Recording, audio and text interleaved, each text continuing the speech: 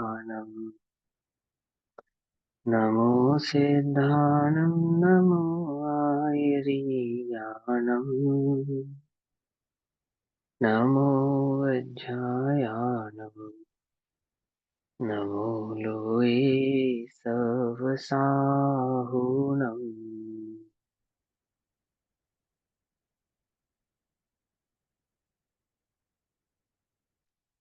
मंगलम भगवान वीरो मंगलम गौतमो गणी मंगलम कुंद कुंदाद्यो जैन धर्मोस्तु मंगलम। सर्वमंगल मांगल्यम सर्वकल्याणकारकम प्रदानां सर्वधर्माणां जैनं जयतु शासनम्।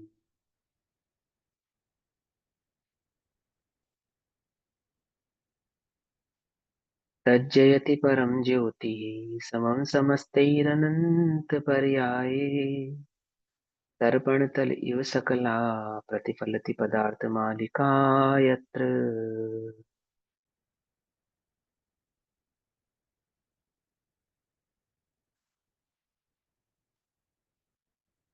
हमारे रात्रिकालीन स्वाध्याय का विषय चल रहा है श्री पुरुषार्थ सिद्धि उपाय।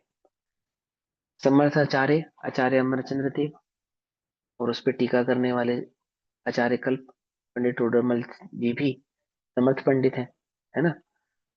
वे हमें वस्तु स्वरूप के साथ साथ ज्ञानी के जीवन का भाव कैसा होता है, उसकी चर्या कैसी होती है, उसका आचरण कैसा होता है, ये भाव भी हमें समझा रहे हैं।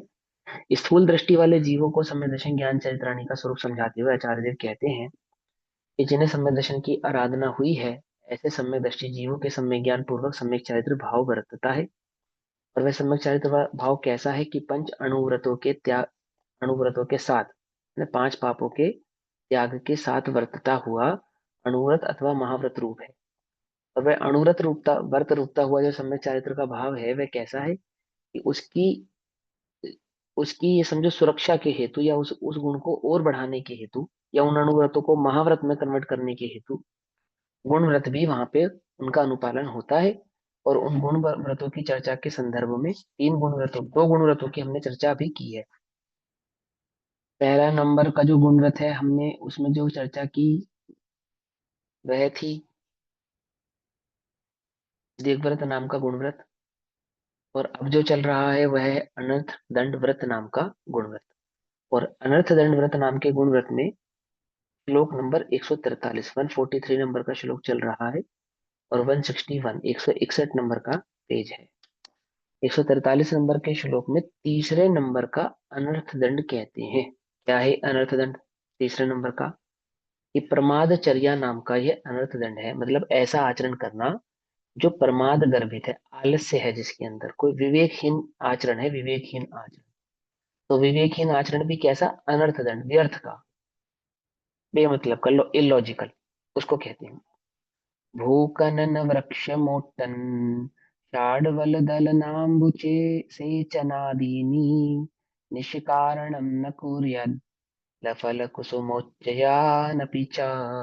अर्थात वे कहते हैं कि पृथ्वी खोदना, वृक्ष उखाड़ना, अतिशय घास वाली भूमि रोंदना, अतिशय माने बहुत अधिक घास जहाँ पे हो गई हो, अतिशय है ना, बहुत अधिक घास हो गई हो, अतिशय घास वाली भूमि रोंदना, पानी सींचना आदि, और पत्र फल फूल तोड़ना इत्यादि भी बिना प्रयोजन नहीं करना चाहिए। क्या कहा?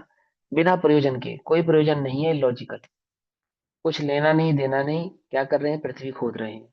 क्यों खोद रहे हैं? कोई कारण नहीं है, बस खोद रहे हैं। क्या खड़े खड़े पांव से खुरच रहे हैं, अथवा किसी लकड़ी डंडी से खोद रहे हैं, या किसी अन्य वजह से खोद रहे हैं? यूं ही खोद रहे हैं।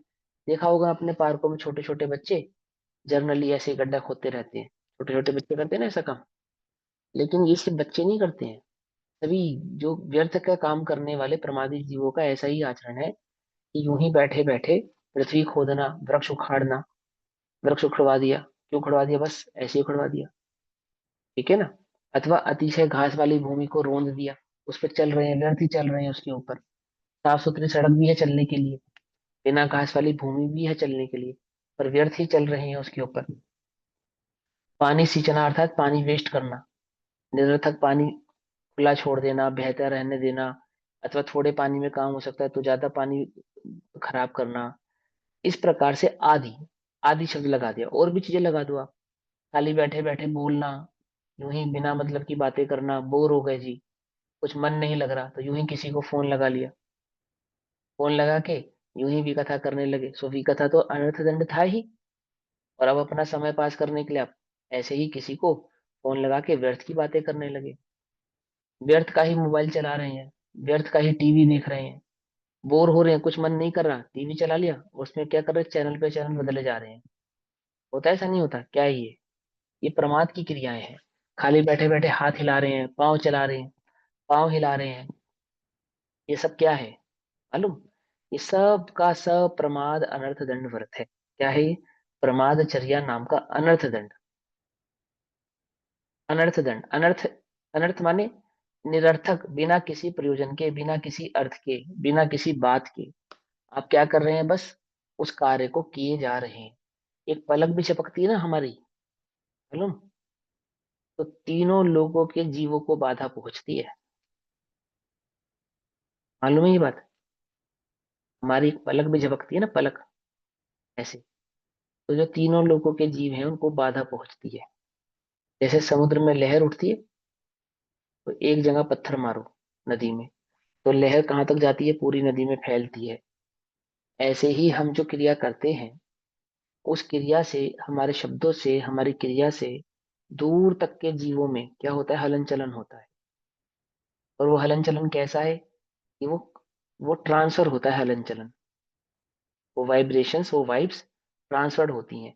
क्या कहते हैं कि आप अनर्थ भी, व्यर्थ ही, बिना किसी बात के ही ये जो क्रियाकलाप कर रहे हैं, वहां स्थूल अथवा सूक्ष्म जीवों का घात होता है। और ज्ञानी जन ऐसा कार्य करते नहीं है।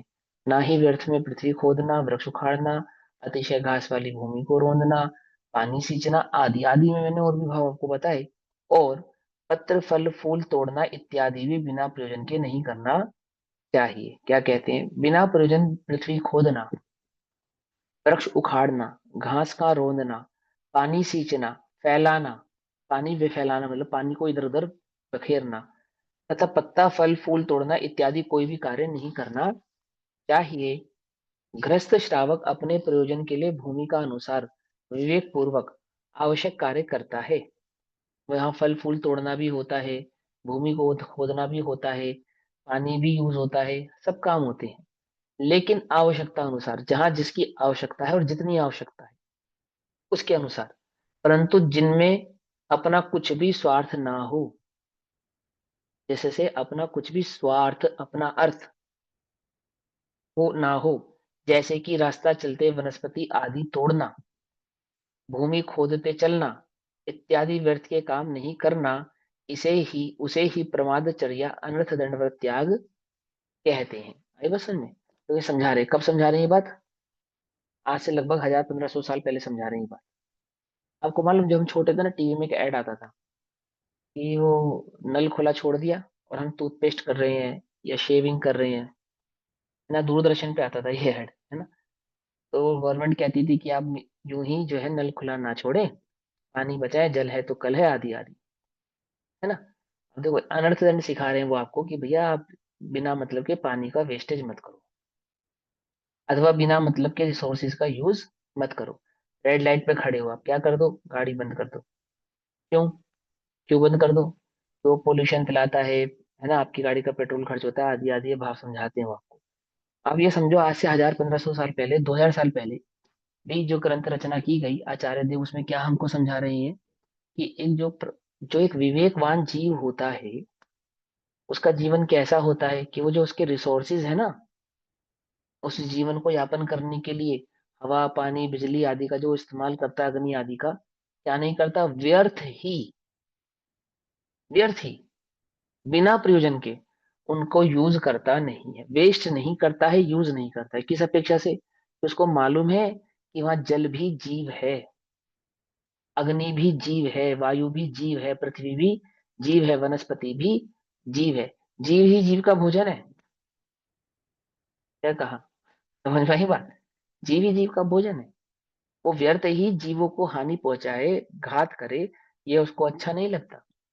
मजबूरी वश करना भी पड़ता है, लेकिन मजबूरी जानकर ही करता है, खुशी खुशी नहीं करता है। आई बात समझ में? मजबूरी से करता है। तो क्या कहते हैं, इस प्रकार का वह कार्य करता नहीं है। प्रमादचर्या अनर्थ दंड त्याग व्रत कहते हैं। जो इस प्रकार के कार्य नहीं करते हैं उसे प्रमादचर्या अनर्थ दंड व्रत त्याग कहते हैं। और चौथे नंबर का हिंसा प्रदान। हिंसा प्रदान ऐसी चीजों का प्रदान करना जो हिंसक हो, जिनसे हिंसा होती हो। हिंसा प्रदान अर्थ अनर्थ दंड का त्याग उसका स्वरूप कहते हैं। असिधेनु विश्रुताशन लांगलकरवाल कार्मुदकादीनां वितरणमुपकरणानां हिंसायाः परिधेयज्ञात्। कहते हैं कि छुरी, जैसे चाकू, छुरी, तलवार, है ना, ये छुरी, विष, अग्नि, हल, तलवार, धनुष आदि, अब जो उस समय के जो उपकरण है ना, आदि हिंसा के उपकरणों का वितरण करना, अर्थात तो दूसरों को देना, सावधानी से छोड़ देना चाहिए। सावधानी से छोड़ देना चाहिए मतलब क्या? सावधानी से छोड़ देना चाहिए। यूं ही आपसे किसी ने, एक किस्सा बतलाता हूँ। गुरुजी बताते अपना किस्सा अपने जीवन का। जब वो कॉलेज में पढ़ाते थे तो भोपाल में अकेले रहते थे। तो वो जिस जगह पे रहते थे उनके पड़ोस में एक बार एक महिला ने, माता जी ने उनसे उनका कुकर मांगा। क्या मांगा? कुकर। है, हाँ हाँ। बोले अपना वो, आप हमें अपना कुकर दे सकते हैं एक दिन के लिए यूज करने के लिए? आप तो कॉलेज चले जाओगे, शाम को आओगे, तब तक हम अपना आपका कुकर यूज करके आपको वापस कर देंगे। पड़ोस में रहते थे बिल्कुल। तो गुरुजी ने पूछा, मेरा कुकर किस लिए चाहिए आपको? क्या काम करना है आपको उसमें? उन्होंने कहा, हमें आलू उबालने हैं। तो उन्होंने कहा, जी नहीं, मेरे पास कुकर नहीं है। समझे बात? नहीं समझे कि मेरा कुकर आलू उबालने के लिए नहीं है?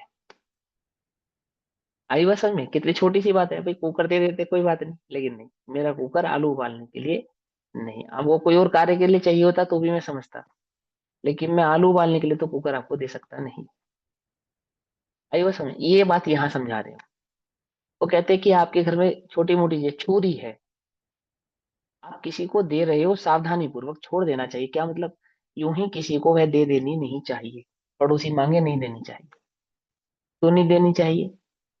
क्या करेगा उससे वो? बोलो। कि नहीं, वो तो शाकाहारी है, बोले आलू काटेगा? तुम आलू खाते हो?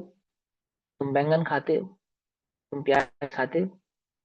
यदि वो उस छुरी से, ये आलू बैंगन प्याज बड़ी चीज नहीं, आलू बैंगन प्याज भी का भी इस्तेमाल करेगा तो नहीं देना।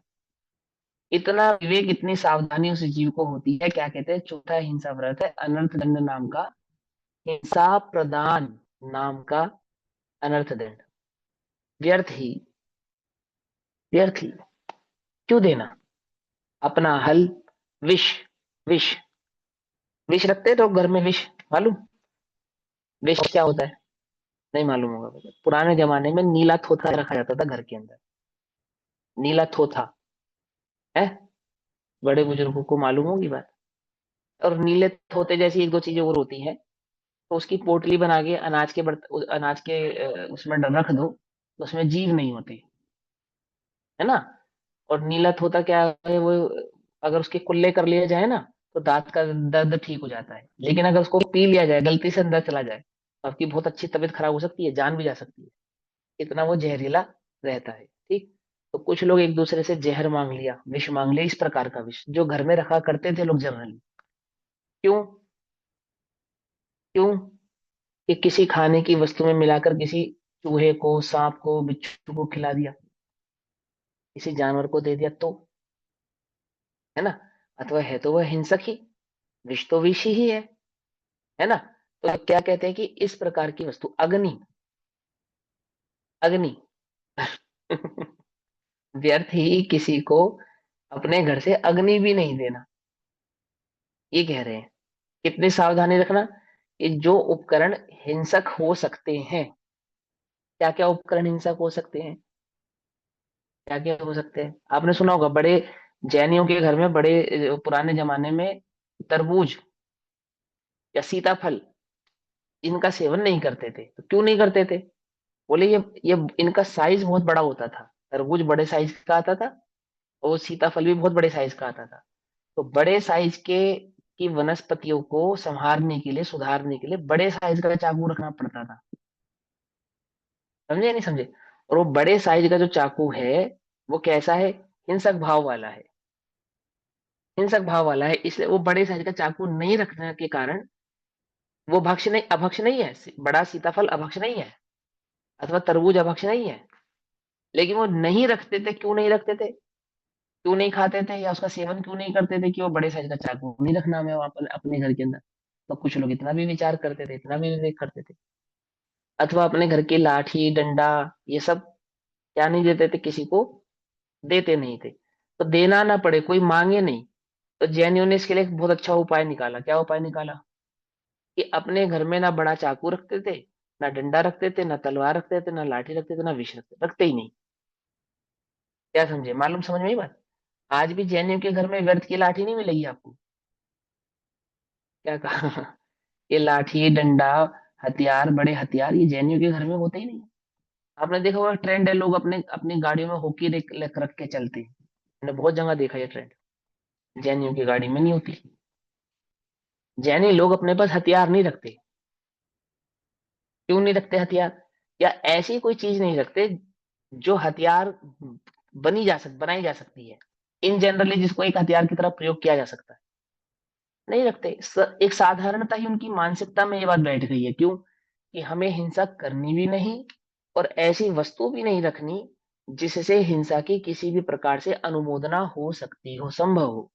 कोई जैनी राजा होगा, योद्धा होगा, तो तलवार बंदूक रखेगा, सभी के लिए नहीं। लेकिन जनरली, एक जनरल आम पब्लिक जो है, एक जन समाज है, वो इस प्रकार के उपकरणों को अपने साथ रखता नहीं है। है ना?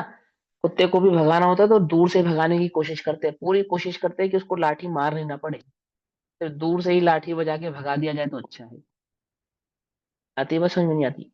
एक उनके डीएनए में ही है, एक उनके अंतर में ही है ना? क्या समझाते हैं? कि हिंसा प्रदान नाम का, यानी ऐसे उपकरण जो हिंसा में प्रयोग हो सकते हैं, ऐसे ही उपकरणों को किसी को भी देना नहीं चाहिए। इस प्रकार का जो विवेक रखते हैं, इस बात में जो सावधान रहते हैं, वो कैसे हैं? वे हिंसा प्रदान नाम के अनर्थ दंड व्रत के धारी हैं। अनर्थ दंड त्याग व्रत के धारी हैं। तो क्या कहते हैं? छुरी, विष, अग्नि, हल, धरती खोदने के काम आता है हल, तलवार, धनुष आदि। कदाचित आपके पास तलवार या धनुष आदि हो सकते हैं, उस जमाने में होते थे, है ना? हो सकते हैं। लेकिन वे हिंसा के उपकरणों का वितरण करना, अर्थात दूसरों को देना। हिंसा के उपकरणों का वितरण करना, वितरण करना मैंने दान में दे देना, दान में दे देना, बंटवा देना, बांट देना। तो क्या कहते हैं? ऐसा नहीं करते, सावधानी से छोड़ देना चाहिए। हिंसा करने के साधन छुरी, विष, अग्नि, हल, तलवार, धनुष, बाण आदि को देना प्रयत्न से दूर करे, अर्थात अन्य को नहीं देना चाहिए। प्रयत्न से दूर करे, प्रयत्न से दूर करे मतलब पूरी कोशिश करें, पूरा सावधान रहें, इस बात का विवेक रखें कि वो हमें देनी ना पड़े, अथवा हमें उस प्रकार का कोई कार्य ना करना पड़े। है ना? प्रयत्न करें। कभी मजबूरीवश देना भी पड़ सकता है, कोई ऐसी सिचुएशन आ सकती है कि जहां आपको देना भी पड़ सकता है। अपने घर की चाकू छुरी देनी पड़ सकती है किसी को, है ना? लेकिन कोशिश करें, पूरा प्रयत्न रखें कि इस प्रकार के व्यवहार से बचें, सावधान रहें। ये कह रहे हैं। अब कोई कहे इसमें क्या दम है, छोटी सी बात है, छोटी सी बात नहीं। ये मानसिकता ये समझा रहा है आपकी साइकोलॉजी को कि आप हिंसा के प्रति कितने सावधान हैं, कि आप करते नहीं है और करने की अनुमोदना भी करते नहीं है, चाहे वह किसी भी संदर्भ में हो। है ना? तो क्या कहा? अन्य को नहीं देना चाहिए। इसका हिंसा दान अर्थात अनर्थ दंड व्रत त्याग व्रत कहते हैं। जिन वस्तुओं के देने से हिंसा होती हो, उन वस्तुओं का उपयोग प्रयोजनवश अपने लिए तो कर सकते हैं। क्या कहा? जिन वस्तुओं से हिंसा होती हो। ये जो ऊपर नाम दिए ना, पूरी अपने लिए तो प्रयोग कर सकते हैं, विष आदि अपने लिए तो प्रयोग कर सकते हैं। किस प्रकार से करते हैं अपने लिए प्रयोग विष का? अपने को विष खाना है ऐसा नहीं, अभी मैंने समझा ना। विष क्या चीज होती है ना, वो नीला तोता आदि आदि सब विष के प्रकार होते हैं, और भी दो चार भेद होते हैं विष के। तो किसके काम आते हैं? जैसे आजकल आप बोरिक एसिड यूज करते हो, या उस तरह की कुछ गोलियां यूज करते हो, पारे की गोलियां। अब आजकल तो अनाज ही नहीं रखते अपने घर में, पर पहले अनाज रखा जाता था, तो अनाज में घुन ना लग जाए, जीव ना लग जाए, तो उसके लिए उसका इस्तेमाल किया जाता था। और भी कई प्रकार के इलाजों में इस्तेमाल होता था। तो क्या कहते हैं, जिन वस्तुओं को देने से हिंसा होती हो, उन वस्तुओं का उपयोग प्रयोजन वशन अपने लिए तो करते हैं, परंतु अन्य को वे वस्तु कभी भी नहीं देना चाहिए। इस बात के लिए क्या रहना चाहिए? सावधान रहना चाहिए। जो इस बात के लिए सावधान है वे कैसे हैं? कि वे हिंसा और प्रदान नामक अनर्थ दंड त्याग व्रत के धारी हैं। फिर कहते हैं पांचवें नाम का दुश्रुति। दुश्रुति अनर्थ दंड त्याग व्रत का स्वरूप कहते हैं, पांचवें नंबर का 145 नंबर का श्लोक। रागादिवर्धनानां दुष्टकथानां बोधबहुलानां न कदाचन कुर्वित श्रवणार्जन शिक्षणादीनि। अर्थात राग द्वेष मोह आदि को बढ़ाने वाली तथा बहुत अंशों में अज्ञान से भरी हुई दुष्ट कथाओं का सुनना, धारण करना, सीखना आदि किसी समय कभी भी नहीं करना चाहिए। दुह श्रुति, दुह माने दुख देने वाली अथवा संसार में दुर्गति का जो कारण है। श्रुति माने, श्रुति माने कहना सुनना, किस्से कहानियां। ठीक है ना? इस प्रकार की कथाएं, इस प्रकार के किस्से, इस प्रकार के कहानी कैसे, जो आपके राग द्वेष को बढ़ा देने वाली हो। समझ में बात? कैसी कथा होनी चाहिए? जो आपके वीतराग भाव को बढ़ाने वाली हो, जो मोक्ष मार्ग में लगाने वाली हो, संसार के दुखों से छुटाकर मोक्ष के सुख में बैठाने वाली हो, है ना? इस प्रकार की बातों का, इस प्रकार की बातों का आप आपस में आदान प्रदान तो करें, लेकिन कैसा ना करें, किस प्रकार की बातें ना करें? जो राग बढ़ाने वाली हो, द्वेष बढ़ाने वाली हो, मोह आदि को बढ़ाने वाली हो, है ना? देखो, जैसे हम संयोगिता का पृथ्वीराज का उपन्यास पढ़ते हैं, अथवा कालिदास का उपन्यास पढ़ते हैं, वो कैसे हैं? ये सब राग बढ़ाने वाली श्रुतियां हैं। जैनी लोग क्या करते हैं? महावीर जयंती पे अभी 10 लक्षण पर पूरे हो जाएंगे, फिर क्या करेंगे? फिर वो कवि सम्मेलन करेंगे, लाखों रुपया खर्च करेंगे, कवि सम्मेलन करेंगे। उस कवि सम्मेलन में क्या होगा? कि राग द्वेष मोह को बढ़ाने वाली कविताएं गाई जाएंगी, होड़ कविताएं गाई जाएंगी, है ना? अथवा वो कहीं किसी के मंच पे जाकर उसमें राम कह दिया होगा, किसी अन्य मंच पे जाकर कृष्ण कह दिया होगा, हमारे मंच पे आगे उसी में महावीर नाम जोड़ दिया जाएगा। समझ में? इतनी समझ में क्या है वो? ना तो उसमें भगवान के वास्तविक स्वरूप की चर्चा होगी, ना उसमें धर्म के वास्तविक स्वरूप की चर्चा होगी। चर्चा क्या होगी? दो चार कविता यहाँ वहां की, और बाकी बाकी हंसी से ठिठल्ले। समझे ना? राग द्वेष कषाय, मोह हास्य आदि कषायों को बढ़ाने वाली, प्यार के नाम पे, राग के नाम पे, मोह के नाम पे चित्त को विचलित करने वाली, कभी आपको इमोशनल करने वाली, लेकिन वो वीतरागता की ओर ले जाने वाली, अंतरंग में वीतराग भाव का सद्भाव कराने वाली, वस्तु स्वरूप का ज्ञान कराने वाली, ऐसी चर्चाएं तो होती नहीं। और हम क्या करते हैं? अपने घर में तो वो काम करते ही हैं, मोबाइल में, टीवी में, ये काम तो हम करते ही हैं सारा दिन, अथवा व्यापार आदि के स्थानों पर बैठकर दोस्त आदि के साथ बैठकर भी इसी तरह की चर्चाएं करते हैं। परंतु जो धर्म के स्थान है, ऐसे मंदिर आदियों में भी क्या करते हैं? क्या करते हैं? वो कवि सम्मेलन के नाम पे, बहुत बढ़िया कवि सम्मेलन हुआ, बहुत बढ़िया, मजा आ गया। क्या मजा आया? क्या था बहुत बढ़िया उसके अंदर? क्या सीखा आपने? क्या समझ में आया आपको? बताओ। कितने उस कवि सम्मेलन को सुनकर कितने लोग जैन बन गए, कितने लोगों ने रात्रि भोजन का त्याग कर दिया, कितने लोगों ने आलू प्याज का त्याग करा उस कवि सम्मेलन को सुनकर। उल्टा वो जो कवि हैं जिनको बुलाया जाता है, उनको आलू प्याज का खाना परसा जाता है, कहीं कहीं तो शराब भी पिलाई जाती है। समझे? लाखों रुपए उनको दिए जाते हैं। किस बात के लिए दिए जाते हैं? वो समाज का पैसा व्यर्थ किस लिए किया जाता है? लेकिन कोई कहने वाला नहीं है, कोई सुनने वाला नहीं है, कोई समझने वाला नहीं है। यहाँ कहते हैं कि जो विवेकी जन होते हैं, जो सावधान जीव होते हैं, जो रत्नत्रय के धारक उपासक अथवा उसको धारण करने की भावना वाले होते हैं, ऐसे वे विवेकी जीव क्या नहीं करते? राग द्वेष मोह आदि को बढ़ाने वाली तथा बहुत अंशों में अज्ञान से भरी हुई, बहुत अंशों में अज्ञान से भरी हुई तंत्र मंत्र मारण तारण उच्चारण उच्चाटन आदि को प्रेरित करने वाली, चमत्कार आदि के प्रति आपके उपयोग को लजाने वाली। समझ में ये बात है? ऐसी कहानियां बैठ के सुना रहे, भूत प्रेतों की कहानियां सुना रहे हैं। क्या सिखाना, क्या बतलाना चाहते हो आप? कि कोई जगत में किसी का भला बुरा कर सकता है? ये कि किसी के मंत्र में इतनी शक्ति है कि किसी के पाप को पुण्य में, पुण्य को पाप में बदल सकता है? ये है? ये जगत में कोई भगवान से भी बड़ा हो गया कि वो कर्मबद्धता के उस नियम को खंडन कर सकता है अपने मंत्र की शक्ति से, अपने मंत्र के बल से, अथवा अपने तंत्र के बल से, अथवा कोई कुदेव को गुरु कुशास को पूजने वाला हमारा भला बुरा कर सकता है? क्या कर सकता है? क्या कहते हैं? बहुत अंशों में अज्ञान से भरी हुई। किस प्रकार के अज्ञान? अज्ञान से भरी हुई कि जिसका कोई लॉजिक नहीं है, ना हाथ है, ना सर है, ना पैर है, ना आगे ना पीछे, कुछ नहीं। जो आपके ग्रहित अग्रहित मिथ्यात्व को पुष्ट करने वाली है, अज्ञान से भरी हुई। क्या है अज्ञान? क्या है अज्ञान? इसमें ग्रहित और अग्रहित दोनों ही प्रकार के मिथ्यात्व की पुष्टि होती हो, ऐसी कथा।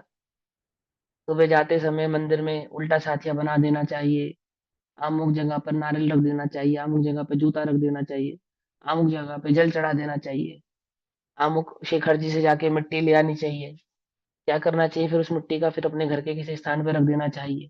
क्या होगा उससे? उससे आपका व्यापार दिन दुना रात चौगुनी, क्या नाम है, तरक्की करेगा, आदि आदि। ये क्या है?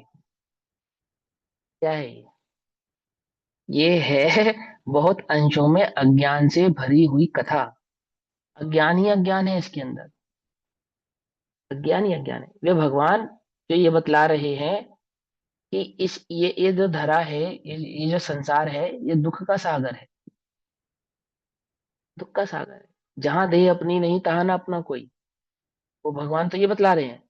और उन्हीं भगवान के चरणों की मिट्टी के बल पे हम सोच रहे हैं कि इस संसार में हम सुखी हो जाएंगे। भगवान कह रहे संसार में सुख नहीं है। हम कह रहे कि हाँ भगवान आपके दर्शन से हम इस संसार में सुखी हो जाएंगे। क्या कहा? कुछ समझ में? ये बात नहीं समझ में? आप तो कहते रहो सुख नहीं है, हम तो आप ही के आश्रय से इस जगत में सुखी होकर दिखाएंगे आपको। कैसे सुखी होकर दिखाएंगे? कि धन संपदा आदि बढ़ेगी तो हम सुखी हो जाएंगे, सुखी हो जाएंगे। कुछ समझ में आती है? बात नहीं समझ आती है? लेकिन करे क्या? बहुत अंशों में अज्ञान से भरी हुई एक दुष्ट कथाओं का, दुष्ट। कैसी है ये कथाएं? हैं? दुष्ट है, दुष्ट। चित्त में जीव के राग द्वेष मोह आदि का व्यापार बढ़ा रही है, मन को विचलित कर रही है, चित्त को विचलित कर रही है, विश्वास दिला रही है उसको कि हाँ जगत में कोई किसी का भला बुरा कर सकता है। जैन है, देवशास्त्र गुरु के उपासक है, समाइक करते हैं, पूजा करते हैं, पाठ करते हैं, प्रक्षाल करते हैं। होश ही नहीं है, किसी तांत्रिक के पास बैठे हैं, तागे ताबीज वाले के पास बैठे हैं, मुल्ला जी के पास बैठे हैं। ये पानी पड़ के पिला देंगे तो हमारा भला हो जाएगा, तागा ताबीज बांध देंगे तो हमारा भला हो जाएगा। वो जैसा बरगला देता है वैसे उसकी बातों में आ जाते हैं, वो जैसा सिखा देता है वैसा मान जाते हैं। वो कह देता है वो तेरा दुश्मन है तो मान जाते हैं, हाँ वही मेरा दुश्मन है। वो कहता है वो तेरा मित्र है तो वही उसका मित्र हो जाता है। अरे उसका तो व्यापार है भैया, उसका तो व्यापार है। लेकिन इतना भी विवेक चित्त में रहता नहीं। और फिर उन कथाओं का क्या कहते हैं, आपस में आदान प्रदान करते हैं। वो पंडित जी बहुत बढ़िया है, बोले कैसे? कि मैं उनके पास गया था, कुंडली दिखाई थी, उन्होंने मुझे आम की अंगूठी पहनाई और मेरा भला हो गया। क्या कर दिया आपने? अंदर में उसके विश्वास दृढ़ करा दिया। क्या? कि अंगूठी पहनने से भला बुरा होता है, धागा पहनने से भला बुरा होता है, मंत्र जपने से भला बुरा होता है। क्या समझे? दुष्ट कथाएं आती है, वो समझ में नहीं आती है। कुछ कुछ जगत में हुए तीर्थंकर से बलि तिनकी नहीं चली, मौत नहीं टली है। कोई कुछ नहीं होता ये जगत में, तंत्र मंत्र जैसी कुछ चीज नहीं है। सब तुम्हारे पुण्य पाप का खेल है। समझे नहीं समझे? मंत्रों में अचिंत्य शक्ति होती है, परंतु वे तुम्हारे पाप और पुण्य के आगे व्यर्थ है। शंभू कुमार ने तलवार सिद्ध की, किसको मिल गई? लक्ष्मण को, बिना मेहनत करे मिल गई। इतना प्रसिद्ध उदाहरण है। और ऐसा एक उदाहरण नहीं, हजारों उदाहरण है, हजारों उदाहरण है। पृथ्वी नारायण का चक्र है, चलाया उसने नारायण के ऊपर, क्या हुआ फिर? क्या हुआ फिर? वो जो चक्र चलाया था ना, जो सामने वाले की गर्दन काटने के लिए, वो सामने वाले का ही हो गया चक्र। और उस चक्र ने उल्टा जिसने चलाया था पृथ्वी नारायण, उसकी गर्दन काट दी। बोलो, ऐसा है पुण्य तो इस जगत में। क्या भरोसा करोगे बताओ? कोई भरोसे लायक थोड़ी है। कभी भी आंख पलट सकता है, एक सेकंड में आंख पलट सकता है। क्या तंत्र, क्या मंत्र, क्या कुछ कुछ कुछ काम नहीं आते। कोई औषधि औषधि कोई कुछ काम नहीं आती, आती नहीं जगत में। उदय के समक्ष कुछ काम नहीं आता, कुछ काम नहीं आता। है ना? पारसनाथ जन्म से ही देव रक्षा कर रहे हैं, जन्म से ही। जन्म से ही वस्त्र ला रहे हैं, भोजन ला रहे हैं, अप्सराएं आ रही हैं, नृत्य कर रही हैं, सब कुछ कर रही है। दीक्षा में भी देव आए। और जब कमठ आया 7 दिन तक, तब 7 दिन तक किसी को पता ही नहीं। पता ही नहीं किसी को। 6 महीने तक सपना ही नहीं आ रहा, आहार भी देना है। 6 महीने तक नहीं आया ना। क्या किया पुण्य ने? कुछ नहीं किया। पार्शनाथ भगवान जैसों का पुण्य कारगर नहीं है उदय के समक्ष। क्या समझे? आपकी हमारी तो फिसाती क्या है। उदय बलवान है, लेकिन भेद विज्ञान के आगे निरर्थक है। समझे? ये सारा जगत किससे डरता है? उदय से डरता है। और उदय किससे डरता है? उदय भेद विज्ञानियों से डरता है। वो उनके समक्ष जाने से घबराता है। उसे पता है यहाँ मेरा कुछ भी चलने वाला नहीं है। मैं अपने कितने क्रियाकलाप दिखाऊं, कितने नृत्य करूं, इनके समक्ष कुछ नहीं होने वाला। कुछ नहीं होने वाला। वेद विज्ञानी उससे कैसे रहते हैं? निरपेक्ष रहते हैं। यहाँ क्या कहते हैं? दुष्ट कथाएं, ऐसी दुष्ट कथाएं जो चित्त को विचलित कर दें। इस चित्त में, इस जीव के चित्त में राग द्वेष मोह काम आदि भावों को, अथवा गृहित अग्रहित मिथ्यात्व आदि भावों को बढ़ावा दे दे, बढ़ा दे। क्या करना चाहिए? ऐसी कथाओं को सुनना, धारण करना, सीखना, अथवा आदि किसी समय कभी भी नहीं करना चाहिए। सीखनी भी नहीं चाहिए। किसी भी समय ये कार्य नहीं करना चाहिए। समझ नहीं, बात नहीं समझ। रास रंग के कवि थे ना बनारसी दास जी, क्या करा? वस्तु स्वरूप की खबर हुई तो सारी की सारी वो गोमती नदी में बहा दी। बहा दी, नहीं बहा दी? क्यों बहा दी? समझ में आ गया उन्हें, निरर्थक है। क्या दम है इसमें? इसको पढ़ के सीख के काम भाव को बढ़ाने के सिवा और कुछ प्राप्त नहीं होने वाला। समझ में बात नहीं समझ। ऐसी कथाएं नहीं करनी चाहिए, बचना चाहिए। ऐसे व्यर्थ की बातों से बचना चाहिए। तुम्हारे जीवन में कभी एक्सपीरियंस भी तुमने किया हो ना, क्या, ये तंत्र मंत्र की बातें, तो भी इतने स्वाद लेकर सुनाना नहीं, सुना समझाना नहीं कि सामने वाले के चित्त में उसका विश्वास जागृत हो। ऐसी बातें नहीं करना। कैसी बात करना? वो उसके चित्त में वस्तु स्वरूप का ही भाव स्थापित हो। सत्य बात यही है ना? सत्य बात यही है। मणि मंत्र तंत्र बहु होई, मरते ना बचावे कोई। कोई नहीं बचाता, कोई है ही नहीं। है ही नहीं। चक्रवर्ती जैसे श्रीपाल चक्रवर्ती हुए ना, श्रीपाल। देखो उनका चरित्र पढ़ो आप, श्रीपाल का चरित्र कितना विचित्र चरित्र है। ओ, श्री कृष्ण के बेटे थे ना। इतना सुंदर नाम है इनका, प्रद्युमन। प्रद्युमन कुमार, है ना? उनका चरित्र पढ़ो, प्रद्युमन कुमार का चरित्र पढ़ो। प्रद्युमन कुमार को के पुण्य और पाप, है ना, पाप और पुण्य की जो युति है उसके जीवन की, क्या गजब की युति है। वो मारने के लिए ले गया, मार नहीं पाया, है ना, शिला में रख दिया। ये शिला के भार से मर जाएगा, जो देव उठा के ले गया था। शिला के भार से तो मरा नहीं, अथवा एक विद्याधर और विद्याधरणी उस पर मोहित हो गए, पुत्रवत, पुत्र बना लिया उसको। और जब वो जवान हुआ, तो वो जो माँ थी, वो ही उस पर मोहित हो गई। पिता को जो सबसे ज्यादा प्रिय था प्रद्युमन, वो ये बैरी लगने लगा, है ना। उसे मारने के सौ सौ उपाय करने लगा। और होता क्या था कि जो विद्या उसे मारने के लिए छोड़ते थे, वही विद्या उसे सिद्ध हो जाती थी, उल्टा हो जाता था काम। विद्या छोड़ी तो जाती थी इसके लिए कि उसको मारे। होता क्या था, विद्या उसको सिद्ध हो जाती थी, उसके अधीन हो जाती थी। पढ़ो, कितना चित्र विचित्र जीवन है उस बेचारे का। बेचारा के हो तो भगवान बन गए, उनके चित्र विचित्र जीवन है उनका, है ना। तो कैसा है वो, इतना ऐसा अजीब है उदयों का खेल कि यदि तुम अपना प्रथमा योग ही पढ़ के समझ लो तो जगत के चक्कर में ना हो। आजकल ये सब भरा पड़ा है पूरा, ज्योतिष तंत्र मंत्र विद्या, और इसका इतना प्रचार हो रहा है कि बस पूछो मत। और है क्या, प्रचार करने वाले अपना नहीं भला कर पा रहे हैं। किसी ये तंत्र मंत्र वालों से बोलो ना, भैया ये तुम इसकी इसकी बुद्धि फेर दे ट्रम्प की, ये तो मंदिर भी नहीं जाता, ना काली का उपासक है ना शिव का भक्त है। ये टैरिफ पे टैरिफ लगा रहा है, कोई इसकी बुद्धि फेर दे।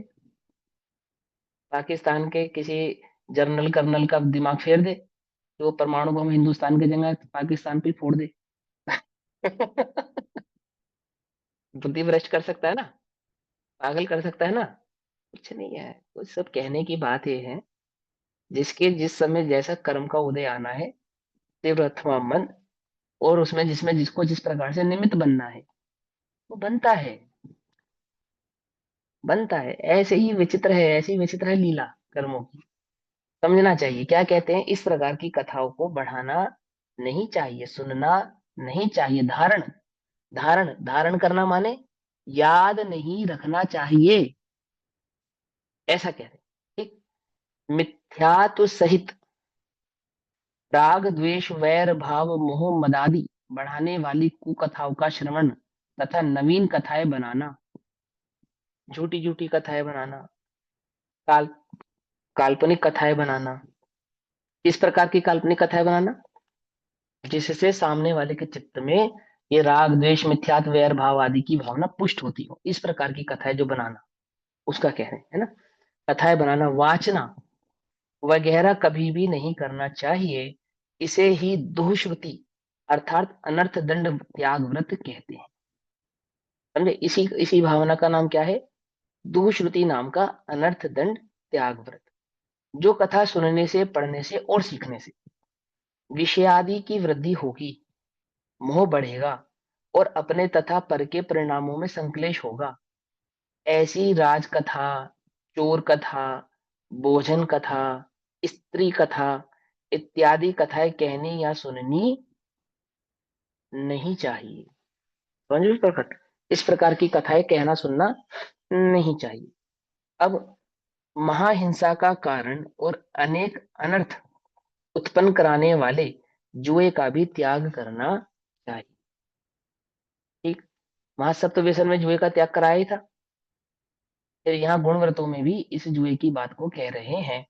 क्या कहते हैं कि महाहिंसा का जो कारण है, कैसी हिंसा का, अंतरंग मानसिक जो हिंसा होती है, परिणामों की विचलता होती है, वह तो है ही, और उस जुए के कारण जो आपस में लड़ाई झगड़ा मारपीट आदि हो जाती है वह भी महाहिंसा का कारण, और अनेक अनर्थ, अनेक प्रकार के अनर्थों का जो उत्पन्न कराने वाला जुआ है, इसका भी त्याग करना चाहिए।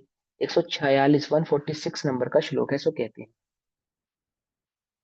सर्वानर्थ प्रथमं मथनं शोचस्य सद्मायायाः दूरत्परिहरणीयं चोर्यत् सत्यास्पदं द्यूतम्। सप्त व्यसनों में पहला अथवा सर्व अनर्थों में मुख्य, संतोष का नाश करने वाला। क्या कहा, सातों ही व्यसनों में जो पहला व्यसन है जुआ, और कैसा है कि सारे अनर्थों में सबसे मुख्य अनर्थ है, क्या है, संतोष का नाश करने वाला, और मायाचार का घर, क्योंकि बिना मायाचारी के आप जुआ नहीं खेल सकते। मायाचार का घर, और चोरी तथा असत्य का स्थान, ऐसे जुए का दूर से ही त्याग कर देना चाहिए। सभी अनर्थों को उत्पन्न करने वाला लोभ का त्याग, शौच उसका नाश करने वाला, और कपट का जो घर है, ऐसे जुए को दूर से ही छोड़ देना चाहिए, है ना। जुआ समझते हैं ना, पैसा लगाकर पैसा कमाना, खेल कर नाम पर, खेल के नाम पे, है ना। शर्त लगाते हैं, पैसे की शर्त लगाते हैं। आजकल ये ऑनलाइन भी जो गेम्स पैसा लगाकर खेले जाते हैं, है ना, ये सब जुआ, सब समझते हैं किसको कहते हैं जुआ, है ना। कि क्रीड़ा के नाम पर, खेल के नाम पर पैसा लगा के पैसा जीतने का जो कार्य है, ये सारा का सारा क्या कहलाता है? जुआ कहलाता है। जट सट्टा कहते हैं इसको, सट्टा। क्रिकेट पे लगता है, फुटबॉल पे लगता है, और जाने किन किन चीजों पे लगता है। हाँ, क्या कहना है आपको, पूछिए। अ, ये अपन स्टॉक मार्केट में स्टॉक्स बाय करते हैं, तो वो भी जुआ हाँ में आ जाता है। हाँ, उसमें एक इंट्राडे होता है और एक इन्वेस्टमेंट होती है, दो चीजें होती हैं। जो स्टॉक मार्केट करते हैं उनको मालूम है। जो स्टॉक मार्केट में जो सट्टा खेला जाता है वो एक अलग चीज है। एक उसका एक सेगमेंट ही है सट्टे का, जिसमें खेला ही सट्टा जाता है। जैसे एक कमोडिटी वगैरह में, इक्विटी में कुछ इस प्रकार के उसमें ऑप्शंस रहते हैं कि आप उसमें प्रिडिक्शंस के बेस पे पैसा लगाते हैं, जो एक दिन से लेकर एक हफ्ते के बीच में अगर क्लियर नहीं होती तो आपको बहुत मोटा नुकसान हो सकता है। और एक दूसरा स्टॉक एक्सचेंज क्या होता है कि जो कंपनीज के शेयर्स होते हैं वो आप होल्ड करके रखते हैं, चाहे आप जिंदगी में 20 साल बाद बेचें, 50 साल बाद बेचें, आपकी मर्जी होती है ना। वो फिर भी जुए में नहीं आता, वो एक प्रकार का व्यापार है। जैसे हम व्यापार में चीजें खरीदते और बेचते हैं, वो इस प्रकार का व्यापार है।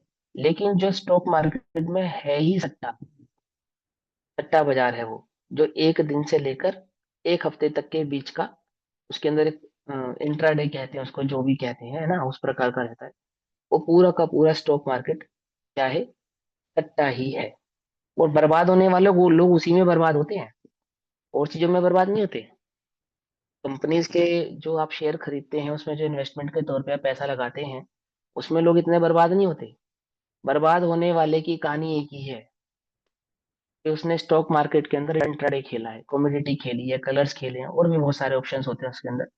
उसने उसमें पैसा लगाया है, बहुत जल्दी पैसा बढ़ाने के चक्कर में उसने वो काम किया, और वह इस प्रकार के भाव में फंस गया। तो क्या कहते हैं? भावार्थ। वास्तव में ऐसा कहकर मैं ये नहीं कह रहा हूँ स्टॉक मार्केट में आप इन्वेस्ट कर सकते हो, मैं ये नहीं कह रहा हूँ। मैं तो सिर्फ भाव समझा रहा हूँ कि सट्टा किसको कहते हैं, है ना। स्टॉक मार्केट में एक्सचेंज पैसा लगाने की बात नहीं कर रहा हूँ मैं तो तुमको सट्टा क्या कहलाता है वो समझा रहा हूँ, है। वास्तव में जुआ खेलना बहुत ही निंद काम है, निंद काम है, निंदनीय है, और व्यसनों में सबसे अधिक निकृष्ट है। जुआरी मनुष्य प्राय सभी पापों का आचरण करता है। उसको हमेशा ये लगा रहता है कहीं से 2 4 5 10 50 रुपए मिल जाए, जुआ खेलूं तो 100 कर लूंगा, 150 कर लूंगा, 200 कर लूंगा, बस इसी में दिमाग चलता है उसका, इसी में लगा रहता है। समझे नहीं उसमें? जो नहीं करना चाहिए वो सब करने को वह तैयार है। जिनके साथ उठना बैठना नहीं चाहिए, ऐसे लोगों से दोस्ती करता है। जिनके साथ किसी प्रकार का व्यवहार नहीं करना चाहिए, उन्हीं के साथ बैठा रहता है, खेलता रहता है, और उन्हीं के जैसे कृत्य करता रहता है। और जिस प्रकार की उनकी आदतें होती हैं, उस प्रकार की आदतों को भी बुलावा अपने अंतरंग में उनको आचरण में ले आता है। तो जुआरी मनुष्य प्राय सभी पापों का आचरण करता है, सभी प्रकार के पापों, सातों प्रकार के व्यसनों का आचरण करने लगता है।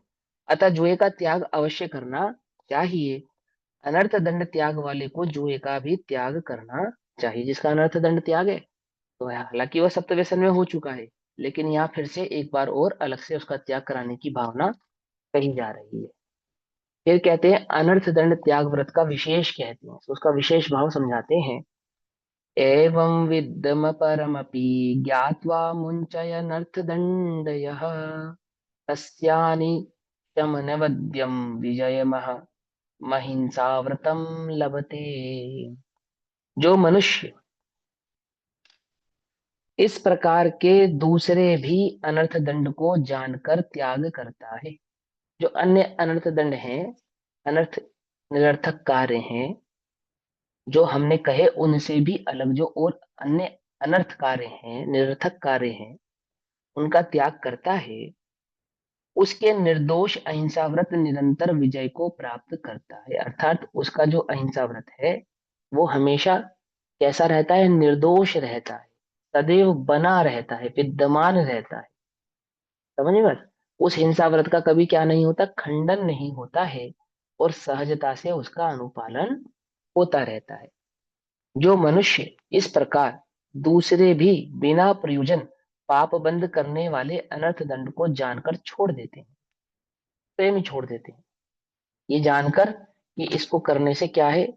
व्यर्थ ही अनर्थ का काम है।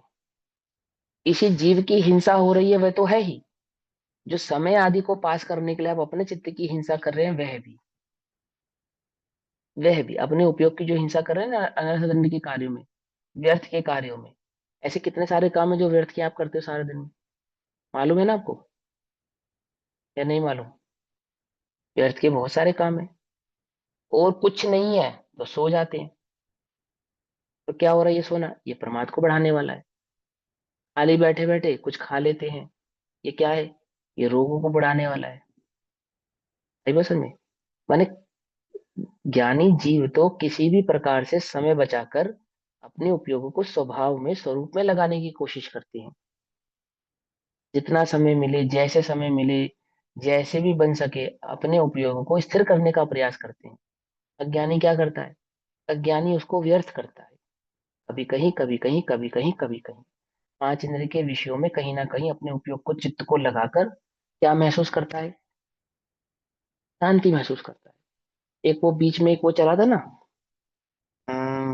टेंशन कम करने का खिलौना, क्या था वो हाथ में घुमाते रहते थे उसको, क्या नाम था उसका, मैं नाम भूल गया।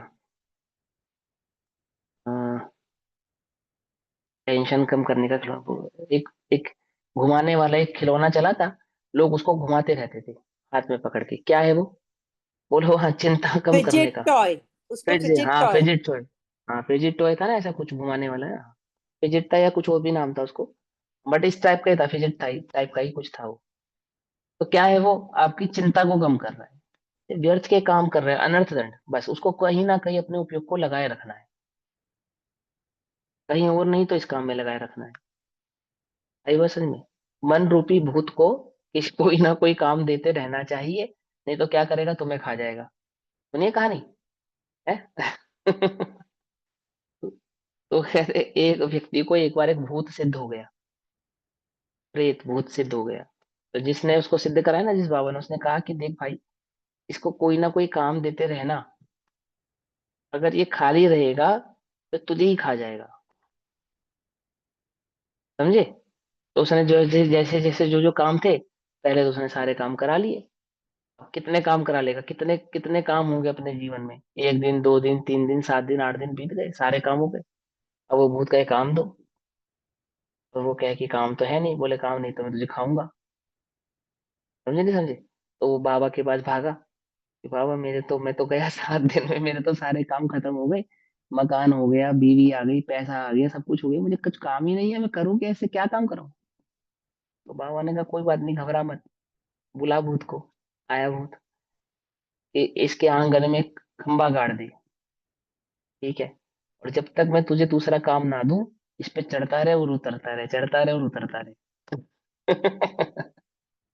समझ गए? वो कहानी क्या समझाने के लिए थी? वो कहानी समझानी थी ऐसे ही अपने मन रूपी भूत को भगवान की भक्ति में लगा के रखो, छोड़ दोगे खाली तो ये तुमको खा जाएगा।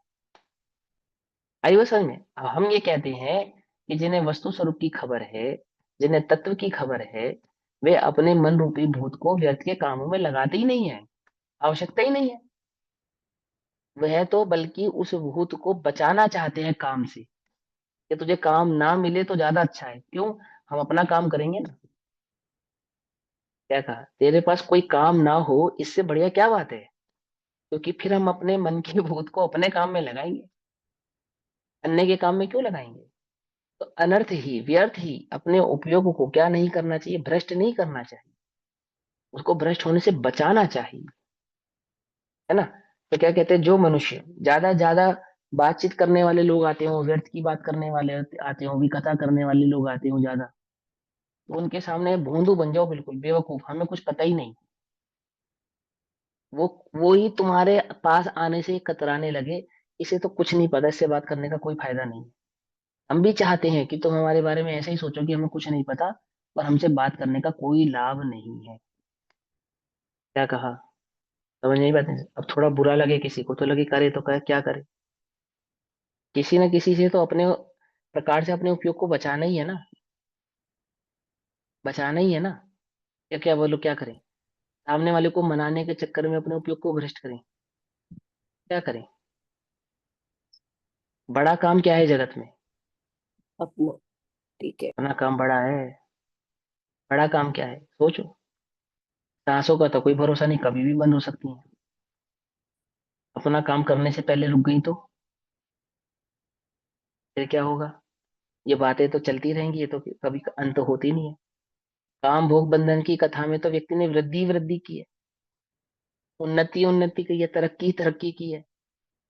दुर्लभ है संसार में एक यथार्थ ज्ञान, बस वही वही वही दुर्लभ रह गया, उसी की प्राप्ति नहीं हुई।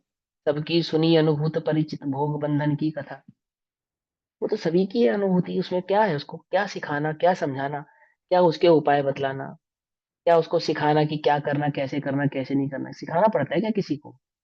काम भोग बंधन की बातें सिखानी पड़ती हैं क्या? झूठी बात है कि कोई कहे कि हम सिखाते हैं, झूठी बात है। सीखने सिखाने के लिए एक ही कार्य है, एक सिखाने का चित्त भी एक ही का, नहीं तो क्या बनो, बुद्धू बने रहो इस काम में, तो हमें कुछ नहीं मालूम। समझे क्या कहते हैं? जो मनुष्य इस प्रकार दूसरे भी बिना प्रयोजन पाप बंद करने वाले अनर्थ दंड को जानकर छोड़ देता है, छोड़ेगा कौन? जिसको उसमें रुचि नहीं होगी, रस नहीं होगा, वही छोड़ेगा। और रुचि और रस कहाँ से घटेगा? आत्मा में रुचि और रस बढ़ेगा, तत्व में रुचि और रस बढ़ेगा, अपने में रुचि और रस बढ़ेगा, तो बाहर में छूटेगा ही छूटेगा। तुमने अपने अंतरंग में अपना रस नहीं बढ़ाया, तो बाहर में कुछ दिन तो छूटेगा, फिर लग जाएगा। कोशिश करने पे कुछ देर तो रस टूट सकता है, पर परमानेंट नहीं टूट सकता। आपको रस छोड़ने के लिए क्या करना? अंतरंग का, आत्मा का रस बढ़ाना, उसके स्वरूप को समझने में निरंतर प्रयासरत रहना, तत्व की भाव को निरंतर समझने में अपने उपयोग को लगाना, तो क्या होता है? फिर रस टूटता है, फिर रस छूटता है। हम जाते हैं, हम देखते हैं कितने बुजुर्ग बुजुर्ग लोग होते हैं, क्या कर रहे हैं? कुछ काम नहीं है, टीवी चलता है सारा दिन, दिन रात उनके कमरे में टीवी चलता है। क्यों चल रहा है? तो पूरे जीवन पता ही नहीं है, मैं कौन हूँ, क्या मेरा स्वरूप है, क्या आत्मा है, क्या तत्व है, क्या जन्म मरण है, कुछ खबर नहीं है।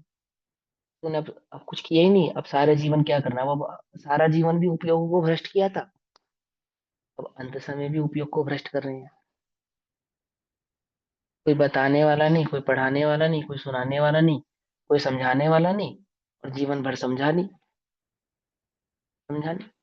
कोई आके पास बैठ जाए तो क्या सुनाते हैं कि जवानी में ऐसा था, फला में ऐसा था, हम दुकान पे जाते थे तो ऐसा था, हमारा बेटा ऐसा था, हमने उसे आईएएस बना दिया, उसे आईपीएस बना दिया, उसको इतनी संपत्ति दे दी, उसको ये दे दिया, अब ये ऐसा करता है, वो ऐसा करता है, बस यही बात है। ही नहीं, पता ही नहीं है आया कहाँ से, कहाँ है जाना, पता ही नहीं है। अब ये जो पर्याय मेरी अंत होने वाली है, इस पर्याय को अंत करके मैं कहाँ जाने वाला हूँ, कुछ खबर नहीं, कुछ खबर नहीं। क्यों? क्योंकि सारे सारे जीवन ये अनर्थ दंड किया ना, अब अंत में भी वही वही सूझता है बस, और दूसरी कोई बात ही नहीं सूझती, दूसरी कोई बात ही चित्त में नहीं आती, और कुछ नहीं। तो मेरे घुटने दर्द है, मुझे दिखाई नहीं देता, मेरी आंखें कमजोर हैं। स्वस्थ होती तो क्या कर लेते? धर्म कर लेते, कुछ नहीं कर लेते तुम, कुछ नहीं कर लेते, सब व्यर्थ की बात है, झूठी बात है ये। याददाश्त नहीं है इसलिए धर्म नहीं कर पाते, झूठी बात है ये। याददाश्त की जरूरत ही नहीं है वहां, आवश्यकता ही नहीं है। अरे इंद्रियों के तो अभाव के लिए ही किया जाता है, इंद्रियों की पुष्टि के लिए नहीं किया जाता क्या? हाँ भैया, तुम्हारी इंद्रियां स्वस्थ है ना, इसलिए कह सकते हो कि भैया हमारी नहीं स्वस्थ रहेगी, हमारी भावना तब भी यही रहने वाली है, घबराओ मत, चिंता नहीं करो। इंद्रियों के अभाव के लिए ही है, इंद्रियों की पुष्टि के लिए नहीं है। वो धर्म नहीं है जो इंद्रिया पुष्ट करे, अथवा इंद्रियों की पुष्टि से हो। धर्म तो अंतर की वस्तु है, अंतर की, आत्मा के आश्रय से प्रकट होने वाली वस्तु है। और आत्मा कभी क्या नहीं होता? बुजुर्ग, बूढ़ा होता नहीं है, कमजोर होता नहीं है। समझ में बात नहीं? समझ में? क्या करना? जो समय तुम्हें बचा है, मिला है, उपलब्ध है, इसे अनर्थ दंड से अपने उपयोग को हटाना सीखो। नहीं तुम्हारी दशा भी वही हो जाने वाली है, फिर सिवाय अनर्थ बातों के दूसरी कोई बात सूझेगी नहीं, रुचेगी नहीं, जचेगी नहीं। समझे? बालों में सफेदी आ जाएगी, और तुम भी किसी गाने के मंच पे है मेरी जोहरे जबी गाते नजर आओगे। समझे नहीं समझे? है? कोई खबर नहीं आत्मा की, बस यही बुढ़ापा आ गया है, हाथ में लाठी है मेरी जोहरे जबी, तुझे मालूम नहीं तू अभी तक है हंसी और मैं जवां है। वो हंसी है मैं जवां हूँ, ना वो भगवान है ना मैं भगवान हूँ, कोई खबर ही नहीं। कोई कोई पता ही नहीं है उसको, मालूम ही नहीं है वो क्या कर रहा है। जिस राग मोह आदि के भाव को बढ़ाने वाली वो जो कर रहा है ना, जो कार्य कर रहा है, वो कोई बहुत अच्छा कार्य नहीं कर रहा है। ये रागी मोही ताली बजाते हैं लेकिन बातों में, वाह भाई वाह मजा आ गया। इस उम्र में भी बाबूजी नाच रहे हैं। बाबूजी नाच नहीं रहे, अब 4 गति 84 लाख योनियों में नाचेंगे, बाबूजी को पता नहीं है। पता नहीं है। कर्म का डमरू बज रहा है अभी, कैसे नचाएगा नाक में नकेल डालकर, पता नहीं है ये बात। यार ये वीतरागता का मार्ग है, समझो। उसका पाप रहित अहिंसा व्रत हमेशा विजय को प्राप्त करता है, अर्थात सदैव पुण्य बंद करके पाप का त्याग करता हुआ कर्मों की निर्जरा करता है। सदैव ही पुण्य बंद करके पाप का त्याग करता हुआ कर्मों की निर्जरा करता है। भावार्थ, संसार में ऐसे छोटे छोटे अनेक कार्य हैं जिनको करने से व्यर्थ ही पाप का बंध हुआ करता है। कार्य तो बड़े छोटे छोटे से हैं, पर व्यर्थ ही पाप के बंध के कारण है। अतः सभी मनुष्य को जिससे अपना कोई प्रयोजन नहीं है, सभी मनुष्य को जिससे अपना कोई प्रयोजन नहीं है। क्या ये किट्टी पार्टी क्या होती है? क्या है ये? मालूम? अनर्थ दंड है और कुछ नहीं है। समझ में आई बात? नहीं समझ में आई? प्रमाद अनर्थ दंड है, वो कुछ नहीं। समय पास करने के लिए हम बोर हो जाते हैं तो क्या करते हैं कि 4 सहेलियां मिलकर क्या करती हैं, ताश खेलती हैं, और या वो नंबर काटने वाला वो गेम खेलती हैं, ऐसे ठिठल्ले करती हैं, इधर उधर की बातें करती हैं, अपने घर की 2 4 बातें सुनती हैं सुनाती हैं, बस अपने घर आ जाती हैं। बस, क्या हो गया? हमारा मनोरंजन हो गया। ना तुम्हें मन की खबर है, ना कर्मों के रंजन की खबर है, ना निरंजन की खबर है? है? अंजन ही अंजन है वहां, कुछ निरंजन नहीं। संसार में ऐसे छोटे छोटे अनेक कार्य हैं जिनको करने से व्यर्थ ही पाप का बंध हुआ करता है, व्यर्थ ही होता है। अतः सभी मनुष्यों को जिससे अपना कोई प्रयोजन नहीं है, ऐसे व्यर्थ अनर्थ दंड का त्याग अवश्य करना चाहिए। यही कर्तव्य है। बहुत थोड़ा समय है अपने पास। 20 50 साल का समय को बहुत लंबा समय मत समझो, बहुत थोड़ा समय है अपने पास। ये तो कह रहा हूँ मैं, 20 50 साल कौन जानता है? 20 50 साल, 20 सेकंड की भी खबर नहीं है। यही कर्तव्य है। इस प्रकार 3 गुण व्रतों का वर्णन यहाँ पर समाप्त होता है। अब 4 शिक्षा व्रतों के स्वरूप की चर्चा करेंगे, तो समय अनुसार करेंगे। तब तक के लिए सभी को जय जिनेन्द्र। ओम नमः सिद्धेभ्यः। नमो हरिहंताणम।